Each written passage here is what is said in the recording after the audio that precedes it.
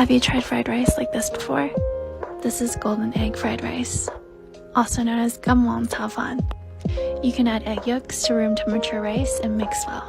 The rice becomes more golden colored and has a richer taste. Prep the ingredients by chopping Chinese broccoli stems and Chinese sausage, lapchang in Cantonese. In high heat, add oil and your separated egg whites. Fry and set aside. Next, fry your Chinese sausage, or you can use your favorite protein and set aside. Add your mixed yolk rice and fry until the rice isn't stuck together. Next, add your Chinese broccoli and the sausage you sauteed earlier. Mix and fry for a couple of minutes. Add some soy sauce and some sugar. Add back the egg whites and chopped green onions. Do a final stir and you're done. Try this rice if you haven't already.